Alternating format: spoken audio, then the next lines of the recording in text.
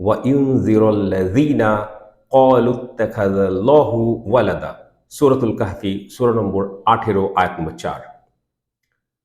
Wow, wow ফাথা ওয়া, এবং ইউনযিরা, ইউনযিরু হচ্ছে এক্সপেক্টেড, ইউনযিরা তাহলে এখানে কি করছে?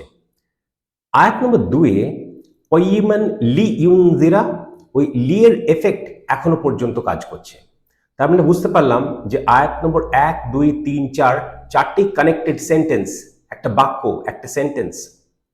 তাহলে ওই লি এর যে এফেক্ট সেটা এখানে টেনে আনতে হয়, যাতে ইউনযিরা এটি সতর্ক করে বা সে সতর্ক করে। এখানে এটি কারণ প্রাইমারি মিনিং হচ্ছে কোরআন মাজিদ, প্রধান মিনিং হচ্ছে কোরআন মাজিদ, আর সেকেন্ডারি মিনিং হচ্ছে মোহাম্মদ সাল্লাল্লাহু আলাইহি ওয়াসাল্লাম। তো প্রাইমারি মিনিং দিয়ে আমরা অনুবাদটা করবো, আর আগের দিনে পুরো ব্যাপারটা বুঝিয়েছি আমরা। আয়াত নম্বর 2, 3 এর প্রেক্ষাপটে প্রসঙ্গে আমরা ওটা তুলে ধরেছি। এটি সতর্ক করে আল্লাযীনা, যারা, তাহলে কি করে বলতে হয়? তাদেরকে যারা।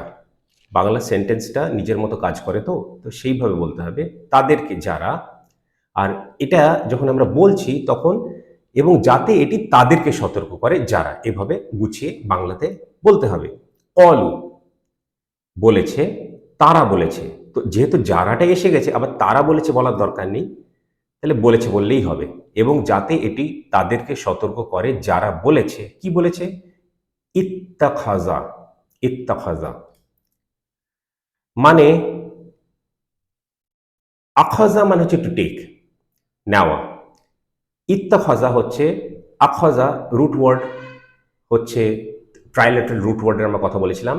এটা হচ্ছে ভার্ব, ভার্ব ফ্যামিলি 8 নম্বর ফ্যামিলি। বিভিন্ন ফর্ম মানে মরফোলজি দিয়ে শুধু ভার্ব আর নাউন হয় না অ্যারাবিক ল্যাঙ্গুয়েজে, ঠিক আছে? অনেক অনেক ওয়ার্ড যে জেনারেট করা যায় রুট ওয়ার্ড থেকে, তো ভার্ব অনেক ধরনের হতে পারে, নাউন অনেক ধরনের হতে পারে। তো এটাই অ্যারাবিক ল্যাঙ্গুয়েজের একটা বৈশিষ্ট্য, একটা সিঙ্গেল ট্রাইল্যাটারাল রুট ওয়ার্ড থেকে অনেক ধরনের ভার্ব, অনেক ধরনের নাউন জেনারেট করা সম্ভব, যেটা মরফোলজি ছাড়া সম্ভব নয়।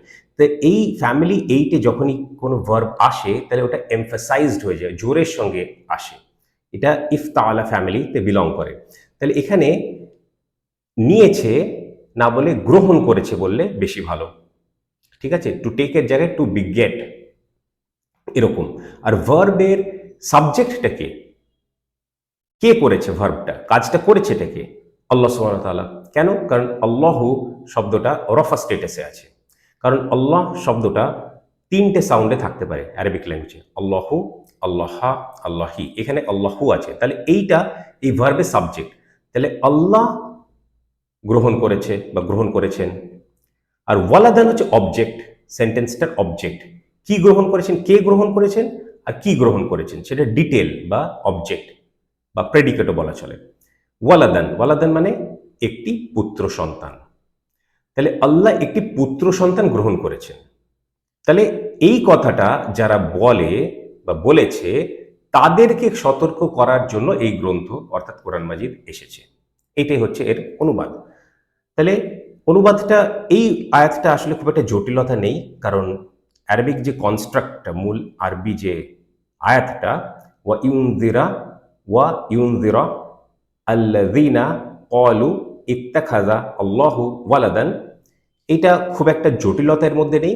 আর অনুবাদটাও যদি আমরা পড়ি, এবং যাতে এটি তাদেরকে সতর্ক করে যারা বলেছে আল্লাহ একটি পুত্র সন্তান গ্রহণ করেছেন, এটা খুব খারাপ কথা।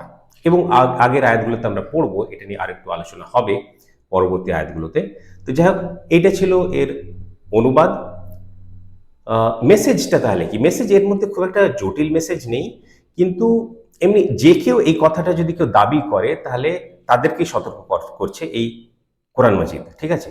কিন্তু বিশেষ করে এখানে ইহুদি ও খ্রিস্টানদেরকে ইঙ্গিত করা হচ্ছে, প্রসঙ্গটা তাদের দিয়ে, কারণ তারা বলেছিল, মানে ইহুদিরা বলেছিল যে উজাইর, এজরা বা উজাইর আলাইহিস সালাম হচ্ছে আল্লাহর পুত্র, আর খ্রিস্টানরা বলেছিল যে জিসাস বা ঈসা আলাইহিস সালাম হচ্ছে আল্লাহর পুত্র। নাউজুবিল্লাহ। তো এরা এখন আপনারা যদি বলেন না না ইহুদিরাতে কথা বলে না, খ্রিস্টানরাতে কথা বলে না, ইহুদিরা সেই সময় ইহুদিদের মধ্যে অনেক ফিরকা, খ্রিস্টানদের মধ্যে অনেক ফিরকা। ইহুদিদের মধ্যে ফিরকা ছিল সেরকম যারা এই কথা বলতো। আর খ্রিস্টানদের মধ্যে আজকের দিনে বেশিরভাগ ফিরকা এই কথা বলে। কোনো কোনো ফিরকা তাদের মধ্যেও আছে, জিহোভাস উইটনেস এক্সাম্পল, তারা বলে না কিন্তু বলে। তাহলে এই কথাটা হিস্টোরিক্যালি প্রোভেন, ইতিহাস দিক দিয়ে প্রমাণিত, তো এটা খণ্ডন করার খুব একটা ব্যাপার নেই। তো যারা এই বাজে কথাটা বলে তাদেরকে সতর্ক করার জন্যই এই কোরআন মাজিদ এসেছে। তো যাই হোক, এটা ছিল একটা মেসেজ।